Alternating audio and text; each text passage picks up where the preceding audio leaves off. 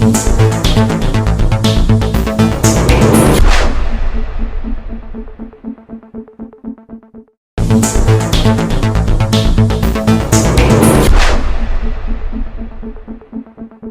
लंबा जाम लगा हुआ है? बहुत मतलब लगा लगभग होगा 3 किलोमीटर का 2-3 किलोमीटर। कहाँ से आ रहे हैं आप? हम आ रहे हैं हरिद्वार से। हरिद्वार से यहाँ पे कितनी देर में पहुँचे? भाई साहब हमें लग गया, हम निकले थे वहाँ से 12 बजे से, तो अभी टाइम हो गया होगा अभी 2:30 बज गया। रोज हो गया और ये ट्रैफिक, और इसमें आज 2 दिन कंटिन्यू ट्रेवलिंग करते हो गए। एमपी से आए हैं, इंदौर से कंटिन्यू ऑन द वे हैं, और ट्रैफिक के चक्कर में ना होटल मिली। नाइट में गए थे तो मसूरी में होटल मिली थी, और सुबह 9 बजे निकले बस, तो अभी भी बस ट्रैफिक में ही फंसे हैं। मगर बहुत शानदार जगह है, महंगा। कब से फंसे हो जाम में? 1 घंटा हो गया कदम। बहुत बुरा हाल है सर, बहुत बुरा हाल। सुबह कितने बजे से? ये सुबह तकरीबन कोई 7 बजे से जाम लगा, 7 बजे से 7:30 8 बजे से। लगभग कितना लंबा जाम होगा? ये लगभग करीब तो 6-7 किलोमीटर है यहाँ पे आगे रेलवे स्टेशन तक, और ऊपर यहाँ भद्रकाल तक जाम लगा हुआ है। जाम में बहुत समय हो गया भैया, 2 घंटे हो गए लगभग। कितना लंबा हरिद्वार जाम से यहाँ तक जाम में ही है अभी तक। हरिद्वार से यहाँ तक कितनी देर में पहुँचे? यहाँ से करीबन 1.5 घंटा पूरा लग गया। 1.5 घंटे से ज़्यादा हो गया क्योंकि काफ़ी जाम लगा रखा है आप लोगों ने। काफ़ी समय से जाम में फंसे हुए हैं, और इतनी समस्या अब तक नहीं आई जितनी आज आ रही है। आज बहुत समस्या है।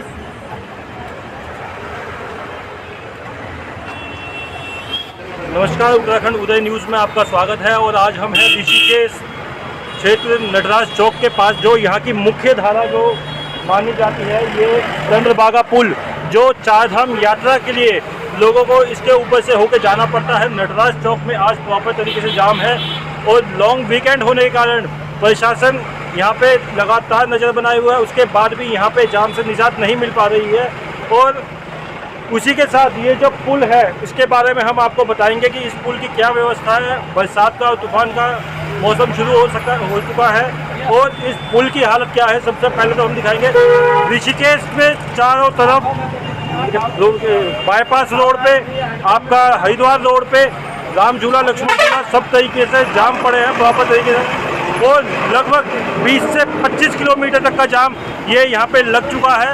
और प्रशासन बिल्कुल भी जो नहीं रहेगी, जिसके ऊपर अब तक पहले कहा जा रहा था कि हमने बहुत काम किया, कमर कसी हुई है, और कहीं ना कहीं कमर प्रशासन की लगातार हमेशा ढिली ही मिली है। जो लोक वीकेंड का जो आप देख सकते हैं, मैं बताऊंगा कि किस तरीके से चींटियों की तरह जो गाड़ियां रेंग रही है, और क्या हाल है चारधाम यात्रियों का।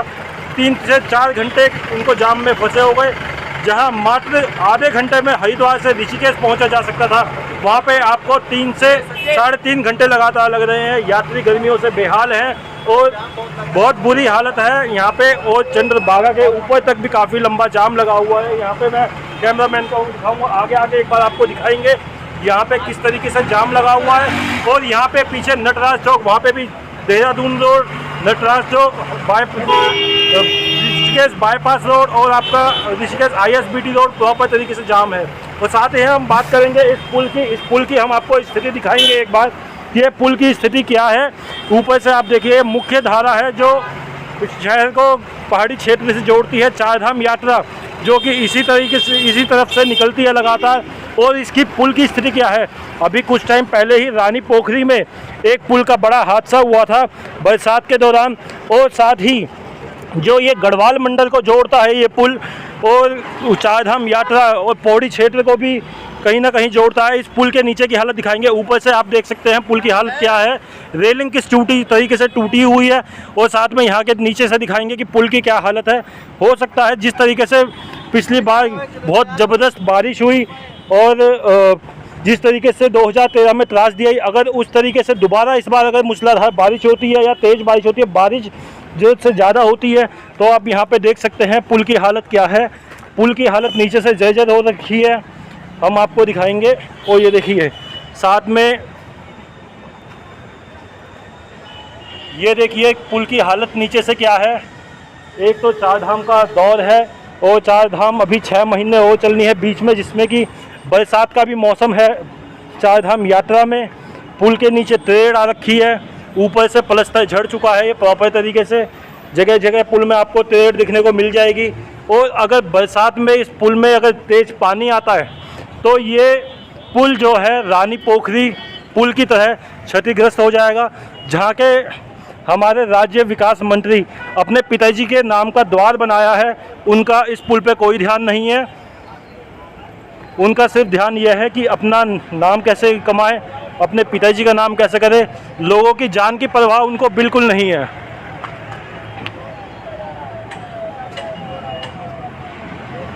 यहाँ पे ये इस तरीके से पुल की व्यवस्था है। चार धाम की आपने व्यवस्था देख ली, ना प्रशासन इसको देख रहा, ना शासन इसको देख रहा, और यात्रियों की जान लगातार इस पुल को लेके जोखिम में बनी रहेगी। अब बरसात का जो मौसम है, पहाड़ों में ही पहले कहते हैं जगह जगह भूस्खलन होता है, पहाड़ टूट के नीचे आते हैं, और रानी पोखरी पुल के तरह अगर यहाँ पे कोई हादसा होता है तो इसमें यात्रियों को और स्थानीय निवासियों को बहुत बड़ी जान माल की हानि हो सकती है। यहाँ पे आप देखिए अभी से क्या हाल है।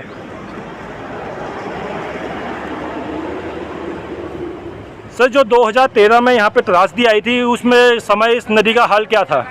इस नदी में सर यहाँ कम से कम 20-25 गाड़ियाँ तो इसमें नदी में दब गई थी काफ़ी। वो फिर जेसीबी से खोद कर निकाल ली हमने गाड़ियाँ ना यहाँ से, हम यूनियन से, और हमारी यूनियन की गाड़ी थी। बाकी कुछ यहाँ ना तो पार्किंग की व्यवस्था है। ये आप देखो, आप यहाँ कम से कम 500-600 गाड़ी हर टाइम इसमें नदी में खड़ी रहती है। ऋषिकेश में कहीं भी कोई पार्किंग की व्यवस्था नहीं है, या तो सड़कों पे खड़े होंगे। जब बरसात में इसमें पानी आ जाएगा तो हम सब अपनी गाड़ियाँ सड़कों पे खड़ी करते हैं। सड़कों पे परेशानी, दूसरी जाम लगेगा, हमारे चालान होते हैं, वो होता है, हम जाए कहाँ जब व्यवस्था ही नहीं है यहाँ कहीं। और ये इस पुल की बता रहा हूँ मैं आपको, ये जो है पिछले साल इसमें ये दिखाओ आप, ये इसमें ज़बरदस्त पानी की ज़बरदस्त टक्कर लगी थी यहाँ, और ये बच गया था, वो पानी कम हो गया था। और अब की बार अगर इतना पानी आ गया तो 100% ये जो है ये पुश्ता पूरा ढहेगा और ये पुल क्षतिग्रस्त हो जाएगा। यहाँ से ये रानी पोखरी का जो पुल था उसी की स्थिति आ जाएगी जैसी वो स्थिति उसकी हुई थी। अब सरकार इस पर ध्यान नहीं दे रही। हम इसके लिए कई बार हमने बोल दिया, कई बार पत्रकार भी यहाँ से बना कर ले गए, पर वो पता नहीं क्यों नहीं दिखाते।